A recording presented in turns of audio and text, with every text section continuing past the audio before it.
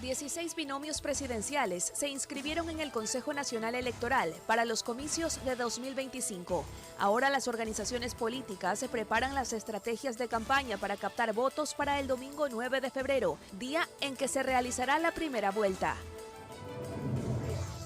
Henry Kronfle renunció a la presidencia de la Asamblea Nacional para ser candidato a primer mandatario por el Partido Social Cristiano.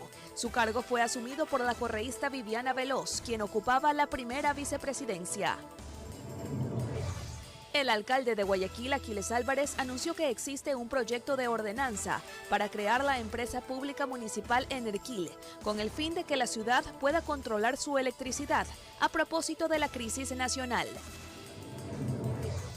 4 sicarios le dispararon por más de 20 ocasiones a un hombre que compraba un desayuno en el sur de Guayaquil, mientras que 2 hermanos fueron asesinados en el Cantón Naranjal, provincia del Guayas, mientras jugaban cartas en los exteriores de una casa.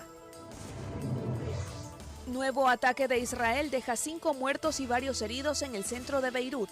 Esto mientras que el ejército advirtió que prepara más ataques en territorio libanés. El ministro de Exteriores israelí declaró persona no grata al secretario general de la Organización de Naciones Unidas. Así empieza la noticia, emisión estelar.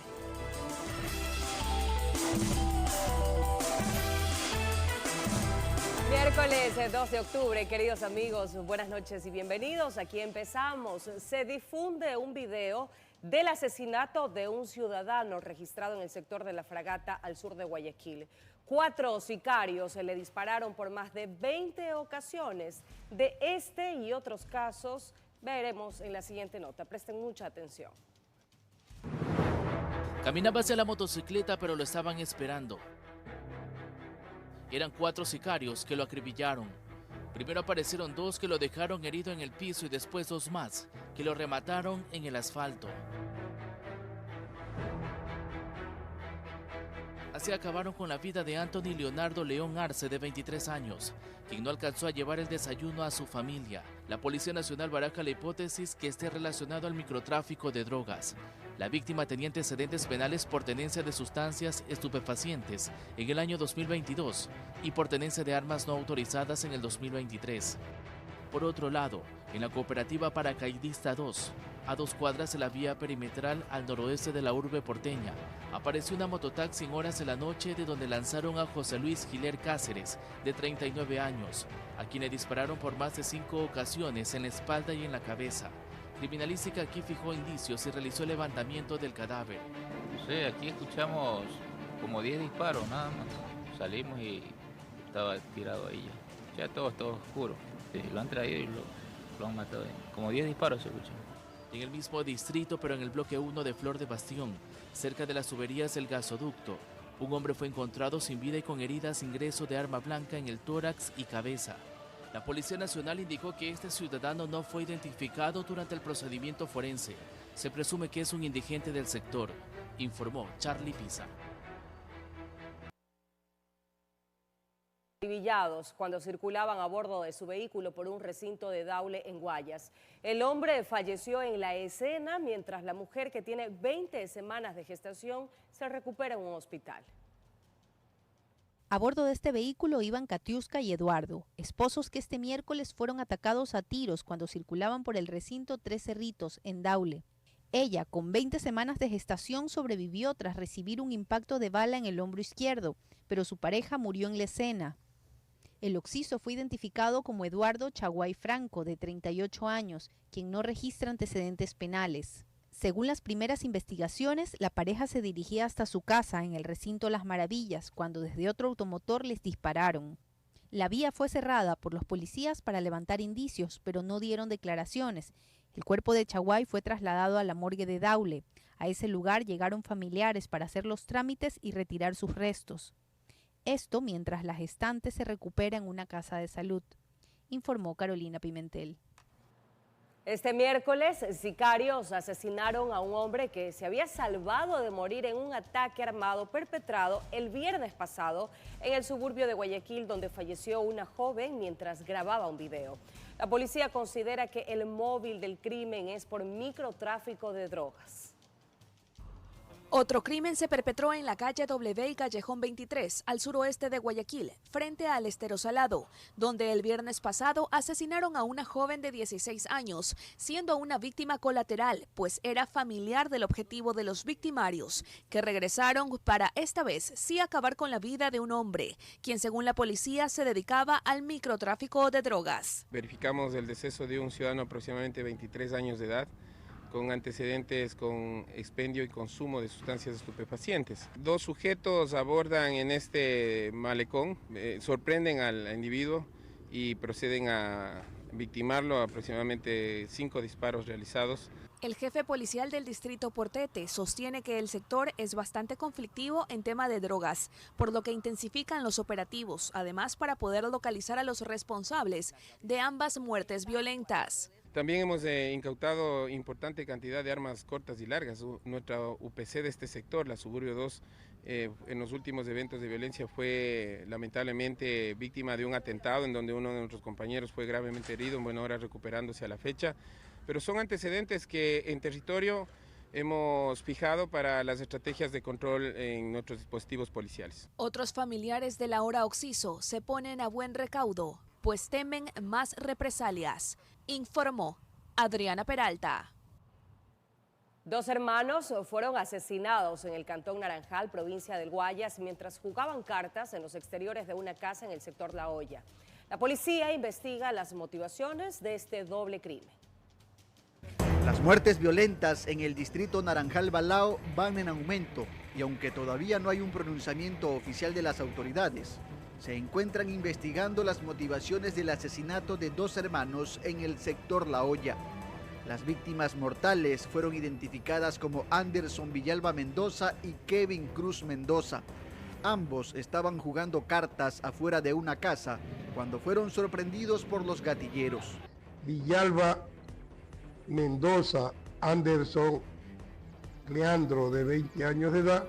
Él presentaba 6 orificios de proyectil en la cabeza y en el tórax. Cruz Mendoza Kevin Omar, de 29 años de edad, quien presentaba 29 orificios de proyectil. El primero de los hermanos murió en el acto, mientras que el segundo trató de ponerse a buen recaudo, pero no lo logró. Luego de confirmarse el deceso de ambos jóvenes, el personal policial se desplegó en un operativo del que no obtuvieron resultados favorables. Adicional a esta muerte, también se registró el hallazgo de un cuerpo calcinado en el recinto Villanueva y otro en estado de descomposición en la parroquia San Carlos. En lo que va del año, el distrito Naranjal Balao ya suma 140 muertes violentas, informó Miguel Laje. 22:08. Revisemos otros temas. En Guayaquil, dueños de pequeños comercios consideran que los nuevos horarios les permitirá mejorar las ventas, las cuales han disminuido en un 50% por los apagones. Lavanderías, cafeterías y pastelerías ahora tienen cortes de 4 horas. Veamos. Nelly se bate con los cortes para preparar los desayunos en su cafetería ubicada en Sauces 8, norte de Guayaquil. Sin luz de 11 de la mañana a 3 de la tarde. Han bajado un 50%. Las ventas y, por ejemplo, los aparatos también, los electrodomésticos, están con riesgo de que se dañen. Cenel efectuó cambios en los horarios para evitar que los cortes a media mañana o media tarde afecten a los negocios. Desde este viernes 4 de octubre empezarán a las 18 horas. ¿Han tenido que comprar generadores? ¿Cómo han hecho? Bueno, en mi caso no, pero he tenido que estar más rápido, preparando más rápido las cosas, usando la cocina. Los dedos sucede en la lavandería donde Alejandra es la dependiente. En esas 4 horas no puede mover un dedo. O está la ropa secando y queda sin secar, o se está lavando, no se termina de enjuagar y eso. ¿Necesitan planchar también? O se necesita planchar y no se puede porque ya pues no hay. Negocios que por su naturaleza demandan mantener la cadena de frío, ahora respiran. Hasta los eventos cambian los horarios, cambian la fecha, porque es una incertidumbre, no saben a qué horario se va la electricidad. En este momento algo de agua ha caído, El sector donde está Coco Sinclair también tiene unos recursos de agua interesantes, por ende se pueden tomar estas decisiones, que aliviarán en algo el comercio, pero vamos a ver hasta cuándo nos vamos a poder sostener con esto. La idea es flexibilizar una medida que le urge al Estado y sin embargo empezó a pasar factura a pequeños y medianos locales, informó Jorge Escobar. El alcalde de Guayaquil, Aquiles Álvarez, anunció que existe un proyecto de ordenanza para crear la empresa pública municipal Enerquil con el fin de que la ciudad pueda controlar su electricidad a propósito de la crisis nacional. Aunque el Código Orgánico de Organización Territorial, Autonomía y Descentralización faculta a los gobiernos seccionales aquello, expertos precisan que también dispone la supervisión de organismos competentes como CENEL. Los apagones alteran a negocios y hogares que deben adaptarse a la crisis generada por el estiaje. El alcalde Aquiles Álvarez anunció que Guayaquil ya tiene un proyecto de ordenanza para crear su propia empresa pública de energía. Lo único que queremos es depender de nosotros mismos como guayaquileños. Entonces, a través de una empresa pública municipal, Guayaquil pueda controlar su energía. Así que estamos profundizando ese estudio. El artículo 111 del COTAD señala que los sectores estratégicos son de competencia privativa del Estado en sus diversos niveles de gobierno. La facultad de rectoría y la definición del modelo de gestión de cada sector corresponden de manera exclusiva al gobierno central. Vamos a tener un nuevo vendedor de energía eléctrica que tiene que cotizar o tiene que comprar energía desde la CENEL Guayaquil para entregarla a los usuarios. En esto va a haber una administración un poco más clara de la energía, cómo se hacen las inversiones. Eso implica también la sujeción al pliego tarifario y cobertura, afirma Jorge Hidalgo. Para evitar que Guayaquil tenga apagones, hoy por hoy no es posible.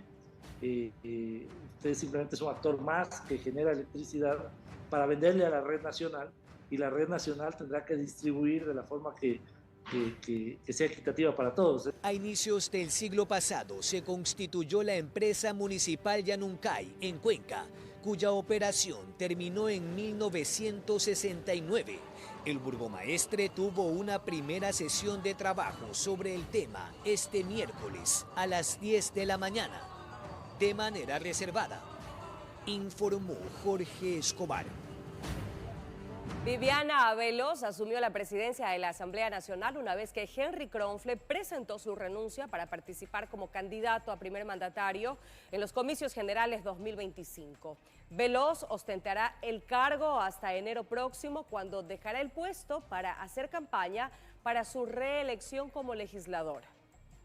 Sí, juro, por Dios y por la patria. Transcurrieron 6 largos años y 5 presidencias para que el correísmo nuevamente tome el control de la Asamblea Nacional. La legisladora Viviana Veloz fue la elegida para asumir este desafío una vez que Henry Kronfle presentó su renuncia irrevocable para participar como candidato presidencial en los comicios generales 2025. La nueva presidenta, en su discurso de posesión, aseguró que su gestión estará libre de odio y revanchismos. Además, llamó a las bancadas a deponer sus intereses particulares para atender la grave crisis económica y de seguridad que enfrenta el país. El odio no puede convertirse en una ideología en el Ecuador. Y lo que nos debe congregar a todos aquí es el amor por los ecuatorianos más vulnerables. Veloz reafirmó su interés por acelerar el tratamiento de la agenda parlamentaria e incluir nuevos temas y discusiones. Aspiramos a que el país cuente con un poder legislativo que construya, emergente y participativamente, una rápida agenda calendarizada de acciones en estos temas urgentes: salud, alimentación diaria, empleo, salario digno, educación. Mientras Veloz y el correísmo celebraban su conquista, Henry Kronfle se despidió de la presidencia del Parlamento, destacando las estadísticas de su administración y las ambiciones políticas de cara a las elecciones. Juntos hemos aprobado 30 leyes en favor de los ciudadanos. No busco la presidencia de la República por ambición al poder, sino por principios e ideales, la honestidad, la transparencia, la experiencia y el trabajo comprometido. La reestructuración del tablero legislativo tiene a varias bancadas en vilo, pues más allá de los formalismos, es evidente la pugna entre el correísmo y bancadas como ADN y Construye. Nosotros siempre dudaremos de la agenda de la Revolución Ciudadana, no nos olvidemos de las reformas del Código Integral Penal, por ejemplo. La Asamblea tiene que estar en manos del pueblo en realidad, la Asamblea tiene que responder a los intereses nacionales. Viviana Veloz ocupará la presidencia del Legislativo hasta enero del 2025, fecha en que deberá renunciar para participar de la campaña política en busca de su reelección. Informó Álvaro Terán. 16 binomios presidenciales cumplieron con la inscripción de candidaturas, fase que culminó a las 18 horas de este miércoles.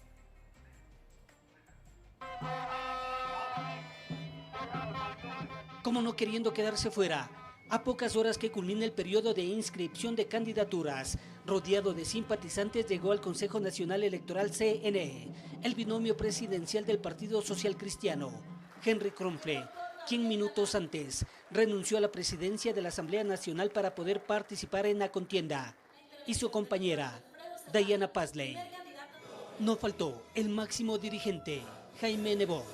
Mi compromiso es con ustedes, con cada ecuatoriano que hoy se siente desamparado, inseguro y sin rumbo. Juntos vamos a levantar este país. Leonidas Isse y su compañera de fórmula Katiuska Molina por Pachacutic literalmente cerraron con broche de oro las inscripciones de forma presencial, pero simbólica, ya que todo el trámite se lo tenía que hacer telemáticamente. Uno más que otro creyéndose salvador de la patria. A partir de identificar estos problemas estructurales de nuestra sociedad ecuatoriana a nivel continental y a nivel mundial, desde allí levantamos una propuesta real para la gente.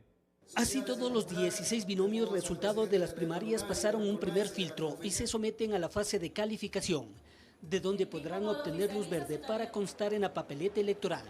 A la fila los movimientos Creo, ADN, Centro Democrático, Democracia Sí, Construye, Amigo, PIT, Pachacutic y Revolución Ciudadana, a quienes se suman los partidos Sociedad Patriótica, Unidad Popular, Socialista Ecuatoriano, Suma, Izquierda Democrática, Social Cristiano y Avanza. Terminado el periodo de inscripción y la calificación, viene lo que es la presentación de recursos, de impugnaciones, apelaciones ante el Consejo Nacional Electoral y ante el Tribunal Contencioso Electoral.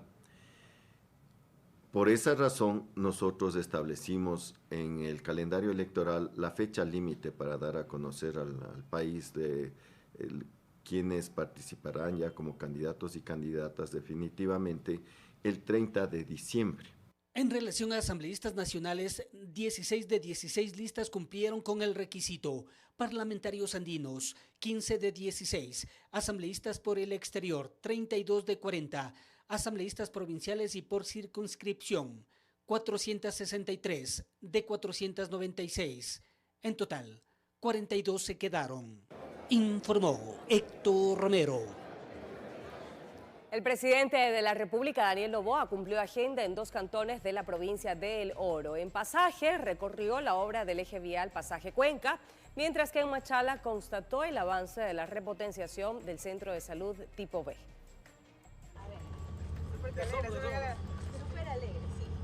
Esta vía, que estuvo abandonada por más de 12 años, fue la primera obra que el presidente Daniel Noboa realizó en su visita a la provincia de El Oro. Esta obra que se ha realizado no solo se puede resumir en asfalto, luminarias y señaléticas. Para mí esta es una obra que genera empleo, es una obra que nos lleva hacia el turismo, que nos acerca a nuestros productores y que nos conecta entre todos los ecuatorianos. La carretera es la perimetral sur del cantón Pasaje, es de vital importancia ya que por ella transitan miles de vehículos llevando el comercio a otras provincias. Y esto obviamente nos va a beneficiar a todos los pasajeños, a los que vivimos en estos sectores aledaños y también personas que vienen de otras provincias que van a pasar por estas vías. No vamos a ver temas políticos al momento de terminar ciertas obras y sobre todo vamos a trabajar con todos los niveles de gobierno. Ese fue el caso de esta obra. en donde le transferimos 3 millones en este gobierno a la Prefectura del Oro para que culmine una obra que es importantísima, es el paso lateral de Pasaje. Consultado al ministro sobre la vía Cuenca-Quirón Pasaje, que todos los años sufre afectaciones por la etapa invernal y la autopista Guayas-El Oro a la altura del peaje El Garrido, esta fue su contestación. Cuenca-Girón Pasaje es una de las vías más críticas del país en el sentido de que es la mayor cantidad de puntos críticos por kilómetro de vía, sobre todo por temas geológicos. ¿Qué hacer? ¿Una línea por la misma ruta o van a No, cambiarla? nosotros estamos haciendo un estudio para resolver esos puntos críticos y es un estudio macro, es una vía que va a salir costosa, pero que hay que hacerla. Guayas El Oro, lo más importante que ustedes tienen que saber es que eso está en un arbitraje internacional en Chile. De nuestro lado no estamos contentos con cómo se ha manejado ese contrato a lo largo de los años, con casi todo para el privado y casi cero para el público, y en ese sentido hoy tenemos que esperar el arbitraje para ver qué pasa. Dando cumplimiento a su agenda, constató el avance de obras de repotenciación del Centro de Salud Tipo B ubicado en la Parroquia El Cambio. Allí el primer mandatario en su discurso dio a conocer sobre la lucha que mantienen día a día con la oposición. Aquí estamos, con valentía, luchando contra los grupos narcoterroristas. Estamos con fuerza, luchando contra una clase política que se niega a salir de sus puestos. Y estamos luchando con una juventud y con un pueblo solidario que quiere de una vez por todas restablecer el cambio en el Ecuador. La obra de readecuación, remodelación e implementación de las áreas de este centro hospitalario tiene un costo de $800.000 y beneficiará a más de 28.000 ciudadanos de manera directa e indirecta, informó Richard Ceballos. 22:21 y es momento de un corte comercial, pero cuando regresemos de esta pausa, 2 hombres fueron hallados sin vida dentro de un vehículo que tenía un generador eléctrico y que daba energía a un edificio en el centro de Guayaquil. La causa de muerte sería por inhalación de monóxido de carbono. Los detalles al volver de este corte, quédese con nosotros. Estamos de regreso con lo anunciado. 2 obreros fallecieron en el interior de un auto en el centro de Guayaquil. El suceso responde a la inhalación de monóxido de carbono mientras brindaban servicio de energía en un edificio. En las primeras horas de este día miércoles llamó la atención la presencia de los 2 caballeros sentados en el interior del vehículo. Se creía que el cansancio de la madrugada los mantenía en un sueño profundo que ni el paso de los buses los hacía despertar. Un cuidador de carros se acercó para solicitarles que se parqueen bien, pero su acción solo sirvió para caer en cuenta de que algo raro estaba pasando. Encontré que ellos estaban mal estacionados y yo lo que hice fue llamarlos a ellos, pero nunca contestaron. Le golpeé durísimo la ventana, pero nunca reaccionaron. Miembros de la Policía Nacional utilizaron una piedra para destruir el vidrio del copiloto. De esa forma pudieron abrir la puerta, lo cual permitió que paramédicos del Cuerpo de Bomberos se acercaran hasta los cuerpos y confirmar que ya se encontraban sin signos vitales. Constata que ya no tienen signos vitales e indica que posiblemente sea por la inhalación de dióxido de carbono debido a que en el interior de este vehículo se percibía ese olor y de igual forma había estado prendida un generador eléctrico que habrían estado utilizando para realizar trabajos justamente por el sector. Los caballeros eran obreros de una empresa de internet. Permanecían en el sitio porque en el interior de este edificio se estaban ejecutando tareas de mantenimiento. La función de ellos era proporcionar la energía para quienes realizaban ese trabajo. Debido a esta situación, encendían un generador que mantenían en la parte trasera del vehículo. Esas son las recomendaciones que se le dan en esta época en las cuales la ciudadanía está haciendo uso más seguido de los generadores eléctricos, que lo hagan en un ambiente abierto para que este gas que emana no se concentre y lógicamente no sea perjudicial para la salud de las personas. El suceso se registró en las calles Junín y Córdoba, pleno centro de Guayaquil. Al sitio arribaron compañeros de los fallecidos para cumplir con la tarea de identificar los cuerpos. Más tarde, Medicina Legal ejecutó el levantamiento respectivo para su posterior traslado hasta el Laboratorio de Criminalística y Ciencias Forenses. Informó José Morales. Una pareja de esposos fue baleada al interior de un bus en la provincia de Los Ríos. Una de las víctimas figuraba en la lista de los más buscados por el asesinato de un menor de edad en el año 2020. Aterrados quedaron los pasajeros de este bus que presenciaron el brutal ataque de sicarios que subieron a la unidad con el objetivo de liquidar a Antonio Gavilanes Valero, de 30 años. Y producto del atentado, su conviviente, identificada como Cintia Burgos Sánchez, de 28, también murió con varios impactos de proyectil. Indica que en esta parada se han subido algunas personas, se bajaron, entre ellos suben unos 2 sicarios, proceden a disparar al interior del bus.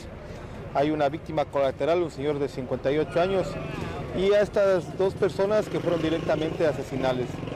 El bus circulaba por la vía E25 en el cantón Pueblo Viejo, centro de la provincia de Los Ríos, y la policía investiga si este nuevo atentado se trataría de un ajuste de cuentas, pues Antonio Gavilanes figuraba en la lista de más buscados en la provincia por un asesinato en 2020. Él anteriormente vivía en Ventanas, entonces se había venido a refugiar acá. Él sabía que tenía una boleta de detención vigente, él incluso estaba dentro de los más buscados. Esta persona acaba de fallecer. A la escena del crimen llegaron familiares de las víctimas lamentando lo ocurrido, mientras los elementos de DINASET y criminalística levantaron más de 7 indicios balísticos y trasladaron ambos cuerpos al Centro Forense de Ventanas para los procedimientos de ley, informó Martín Soto.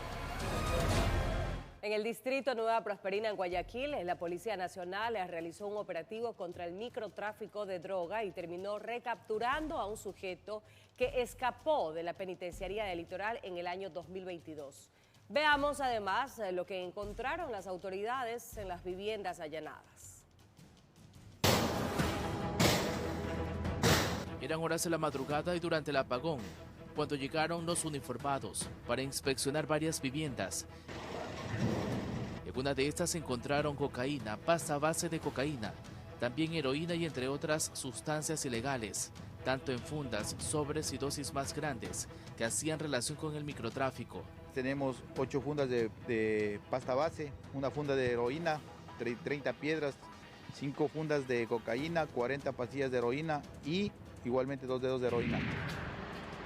Pero en una de estas casas allanadas también esposaron a esta persona, que al revisar sus datos personales, determinaron que se trataba de alias Chinga, quien hace 2 años escapó de la penitenciaría del Litoral, cuando cumplía una pena de 34 años de cárcel por un asesinato, y que en el año anterior continuó cometiendo estos hechos violentos, y por eso tenía una boleta de captura vigente. Tiene 2 antecedentes, uno por asesinato, otro por tenencia de sustancias estupefacientes sujetas a fiscalización. Como podemos ver, seguía en las actividades ilícitas con este grupo terrorista, como les dije, a la venta de droga y igualmente a lo que es el sicariato. La policía ya tiene identificada qué organización delictiva pertenece a aquella persona, por lo que están realizando otras verificaciones en aquel sector del noroeste de Guayaquil, mientras que en Monte Sinaí ejecutaron otro operativo, encontrando todo esto de dudosa procedencia, incluido un arma de fuego. Un domicilio que prácticamente era utilizado para almacenar estos objetos que procedían a robar de domicilios del sector.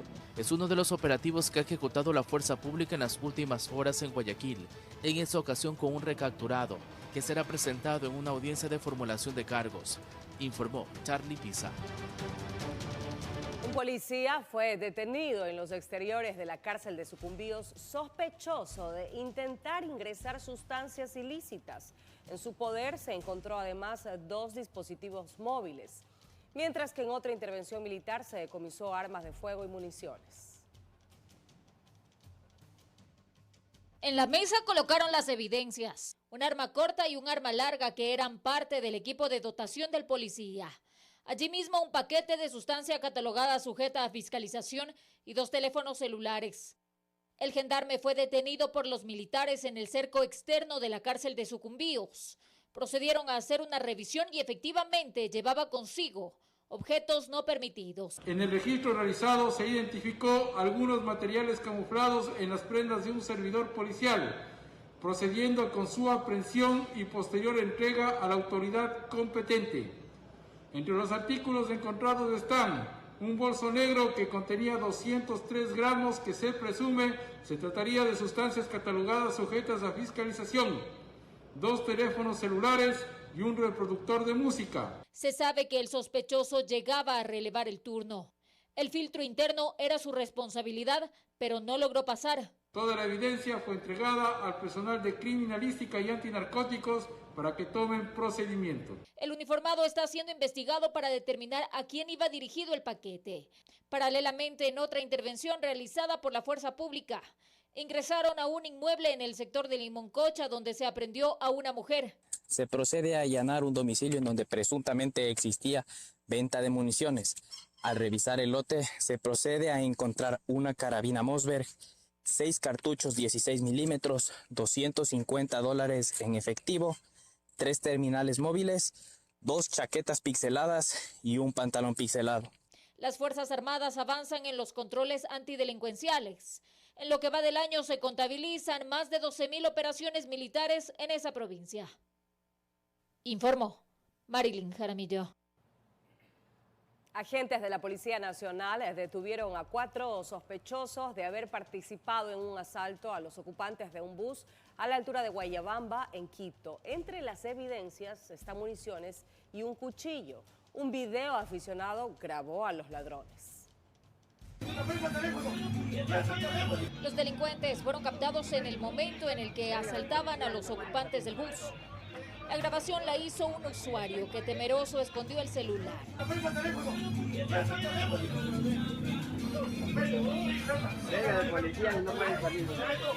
La unidad cubría la ruta Quito-Guayabamba-Quinche.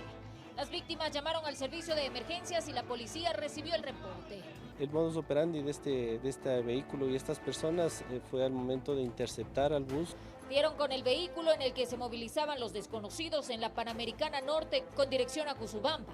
Los hicieron bajar del carro y procedieron a buscar entre los bolsillos de los sospechosos. Les encontraron evidencia de la actividad ilícita. Los esposaron. Ahora sí, a ponerlos a órdenes de la autoridad judicial. En el registro se pudo encontrar un arma tipo de fogueo. Bueno, tenía su alimentadora, la munición, y también se encontró en posesión de una de estas personas más municiones. Entre las evidencias también había un cuchillo, una bomba lacrimógena y 3 teléfonos celulares que no pudieron justificar. Ninguno de los afectados presentó la denuncia por el hecho. ¿Eso quiere decir que si no se pone la denuncia, va a más probable que se... Bueno, lo que se puede determinar también es la conclusión de otros delitos. En este caso es por la tenencia de esta arma. ¿Pero quiénes eran los supuestos delincuentes? Todos ecuatorianos, 3 adultos y un menor de edad. El carro en el que se movilizaban no tiene reporte de robo. Es dueño, un familiar de una de estas personas, el propietario de este vehículo. Los sujetos habrían participado en otro atraco a un centro de diversión nocturna en días anteriores. Eso se está indagando para determinar si es que se trata o no de la misma banda. Informo Marilyn Jaramillo.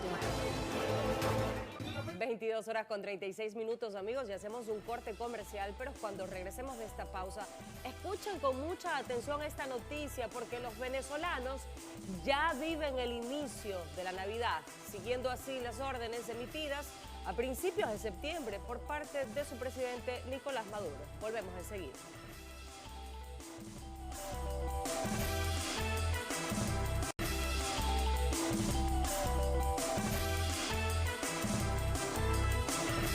Gracias, amigos, por preferirnos.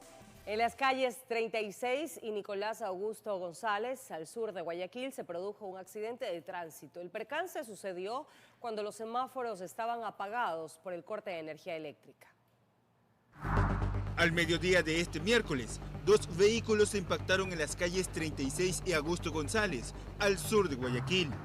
El hecho se habría suscitado porque los semáforos estaban apagados en ese momento, producto del corte de energía, y los conductores no tomaron las precauciones debidas, según dicen los testigos. Porque están apagados, no hay luces, entonces por eso se pasó. Él venía a comer a la casa y entonces ahí este carro se le atravesó, fue. Ahí fue el detalle que se le chocó al carro acá. Él venía, digamos así, de acá, y el otro venía de acá, se le tiró. Producto del accidente se suscitó un choque lateral perpendicular con volcamiento 2/4 de ciclo. Los vehículos quedaron con varias afectaciones en sus carrocerías y sus ocupantes heridos. En la camioneta hay 2 lesionados, un niño de 2 años y una persona de 38 años que ya fueron trasladados a la Casa Asistencial de Salud. Según habitantes del sitio, no sería la primera vez que existe un accidente en la zona. El otro día también hubo un accidente en la otra cuadra, acá en Maracaibo, creo. Sí, acá también hubo. Aquí detrás hubo un accidente el otro día. ¿Estos problemas son por lo que se va la luz? Claro, por lo que se va la luz, a veces uno no tiene darse cuenta, digamos, que tienen que esperar a la roja, todo eso. Con la roja se pasan a veces. Los agentes de tránsito realizaron las pericias correspondientes. Los automotores fueron trasladados a los patios de retención vehicular y los conductores llevados a fiscalía para que rindan su versión de lo sucedido. Informó Daniel Lalama. En la etapa 3 del Plan Habitacional Socio-Vivienda Noroeste de Guayaquil se dio un desalojo la mañana de este miércoles. Al menos 4 casas que eran usadas para actividades ilícitas fueron desarmadas, sus estructuras, algunas de caña y otras de cemento. Allí anteriormente ya habían sido notificados. En la intervención participaron personal del municipio, de la ciudad y de la Secretaría de Prevención de Asentamientos Irregulares. En ese mismo sector, en agosto pasado, se derribaron otras 16 viviendas de madera.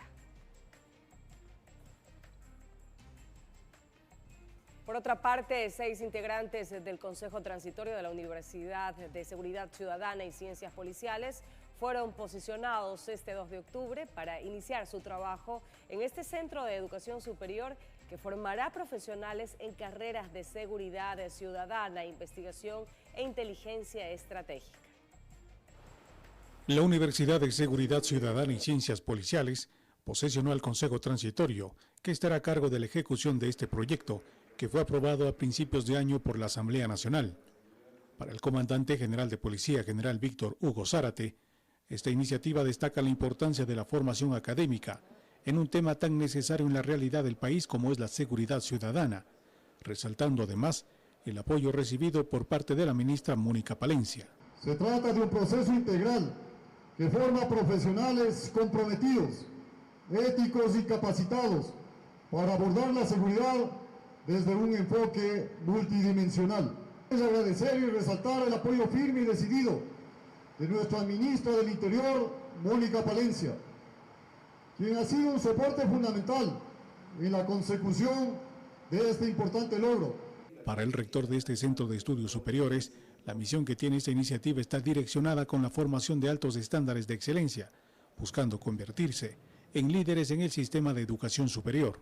Esta universidad no solo formará la fuerza pública, sino también la sociedad civil, brindando una formación de excelencia, investigación avanzada en seguridad interna y externa, ética y socialmente responsable. Desde el Ministerio del Interior, esta universidad representa el reto que enfrentamos actualmente como sociedad. Los retos que enfrentamos como sociedad demandan respuestas inmediatas, pero también estructurales, que permitan transformar y fortalecer las capacidades de nuestro sistema de seguridad. En esta institución de educación se formarán futuros servidores policiales de manera especializada en carreras de seguridad ciudadana, investigación e inteligencia estratégica. Informó Miguel Ángel Bedoya. Una acción de protección dejó sin efecto la suspensión de las licencias sanitarias de un laboratorio farmacéutico dispuesta por la Agencia de Control en junio del año pasado. Según la autoridad de esa época, la compañía habría incumplido las buenas prácticas de manufactura. Fue el 10 de junio de 2023 cuando la ARCSA informó que la farmacéutica Ginsberg Ecuador S.A. no habría cumplido con la normativa en materia de manufactura. Un informe muy amplio, pero básicamente es no cumplir con estándares de calidad, calibraciones. A partir de esa fecha, la compañía no tenía autorización para producir, distribuir y comercializar medicamentos. El total de registros sanitarios otorgados para ese establecimiento son de 742 registros. Sin embargo, meses después, la empresa notificada interpuso una acción de protección ante la Corte de Justicia de Pichincha, que en segunda instancia le concedió la garantía constitucional. En su parte concluyente señala: 1. Se deja sin efecto la resolución número ARCSA-CGTC-2023-080 del 8 de junio del año pasado. 2. Como garantía de no repetición, que se disponga a ARCSA se abstenga de suspender los registros sanitarios de manera arbitraria a Ginsberg, Ecuador S.A. Con ello quedó insubsistente la decisión contra la farmacéutica, que continúa sus actividades comerciales en el mercado nacional, informó Jorge Escobar. Más noticias. La defensa de la familia de la fallecida subteniente Pamela Atti insiste en la causa de su muerte, que fue por femicidio, y esperan que la Fiscalía Provincial de Sucumbíos rechace el dictamen abstentivo a favor de los 6 militares procesados en este caso. La defensa de la familia de la subteniente Pamela Atti se encuentra a la espera de lo que resuelva la Fiscalía Provincial de Sucumbíos sobre el dictamen abstentivo solicitado por la fiscal del caso, quien anunció su decisión de no continuar con la acusación en contra de los 6 militares procesados por el fallecimiento de la oficial del ejército. Estamos esperando que la jueza nos corra traslado del dictamen abstentivo para nosotros oponernos y que suba en consulta inmediata al fiscal provincial y que el señor fiscal provincial tome la mejor decisión conforme al caso, porque si no, a su vez podría indudablemente haber una injusticia. Tanto para la familia Atti como para su defensa, se descarta que la causa de la muerte de Atti sea por intoxicación alcohólica y se apegan al primer informe de autopsia en el que se determinó que habría existido muerte por asfixia mecánica. Se generó un informe de una autopsia médico-legal realizada dentro de las 24 primeras horas, es decir, en delito flagrante inicialmente, donde se toman todos los hisopados, se demostró que había equimosis, golpes, que había presuntamente, según la médico-legal, violencia a nivel sexual, y cómo esto cambia tan radicalmente después de 54 días cuando se realiza una exhumación del cadáver. Si el fiscal provincial ratifica la abstención, se remitirá de inmediato el expediente al juez para que dicte el sobreseimiento de los procesados. Pero si el fiscal revoca la abstención, se designará a otro fiscal para que sustente la acusación en la audiencia. Y aquí la defensa solicitaría un tercer informe. Si tengo un informe positivo hacia la víctima y tengo un informe negativo, igual en favor de los procesados, obviamente había que crear un informe tercero, un tercer informe dirimente, que de esta manera pueda llegar a hacer una justicia verdadera, que es lo que busca la familia Atti. Días atrás, la Fiscalía General del Estado emitió un comunicado en el que señaló que esta institución ha actuado con transparencia y se ha brindado todo el acceso a las diligencias y a sus resultados, y se pronunciará nuevamente cuando exista una decisión de la Fiscalía Provincial. Informó Miguel Ángel Bedoya.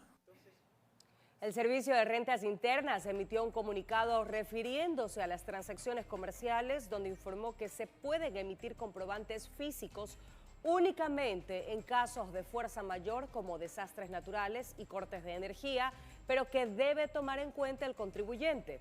Le contamos más en la siguiente nota. Con los apagones, la emisión de la facturación electrónica ha tenido inconvenientes. En el caso de un local de venta de botellones de agua purificada, optaron por emitir facturas con los datos del teléfono móvil. Pero cuando estos no funcionan, deben esperar a que regrese el servicio de luz eléctrica para hacerlo.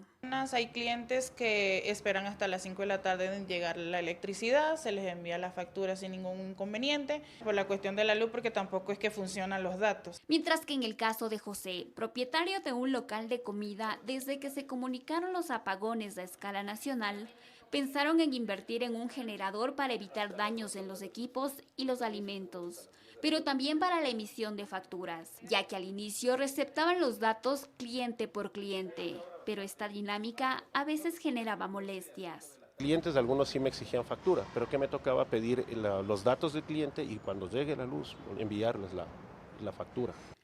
El Servicio de Rentas Internas emitió un comunicado donde recuerda a los contribuyentes que todas las transacciones comerciales deben emitir facturas electrónicas. utilizar comprobantes físicos solo en casos de fuerza mayor como desastres naturales o cortes de energía. Pero para quienes están obligados a emitir facturas electrónicas, la emisión de comprobantes físicos tendría un límite. Y dice máximo el 1% de las facturas emitidas el año anterior. ¿Y qué pasa si alguien emitió 100 facturas el año anterior? ¿Cuántas facturas puede emitir? Solo una. Con respecto a la transmisión al SRI de los comprobantes electrónicos de manera inmediata o hasta 72 horas, especialistas aclaran si existiría o no sanciones económicas para el contribuyente. Y la respuesta antes y ahora es no, porque la ley establece multa solo cuando no ha transmitido. No hay multa para la transmisión tardía. Frente a esta situación, los contribuyentes esperan que las entidades tributarias sean más flexibles, para motivarlos a que continúen operando y que les den un tiempo para ponerse al día con sus obligaciones. Tenemos que cambiar nuestro régimen tributario para apoyarles, para aportarles, para facilitarles, porque lo que necesita el país cada vez es más actividad económica, más comercio, más compra, más venta. Los especialistas recomiendan a no dejar de facturar, porque esto podría conllevar a una clausura del establecimiento, informó Solange Mateu. La Secretaría de Educación Superior CENESID amplió el plazo para postular al programa de becas en Tecnología de la Información y Comunicación.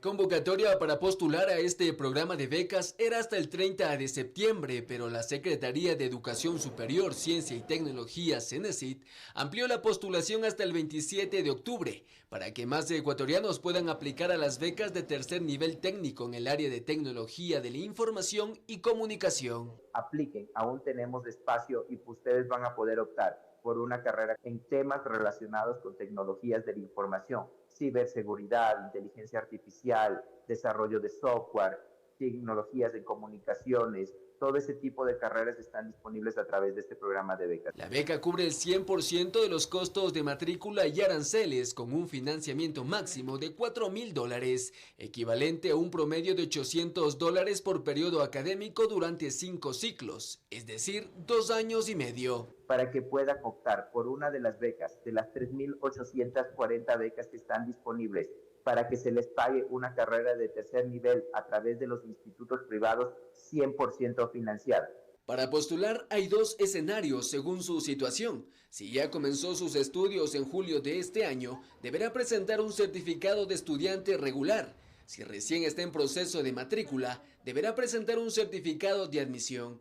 Toda la información y el acceso al proceso de postulación están disponibles en el portal ciau.cenesid.gov.es/becastic. Informó José Mendieta.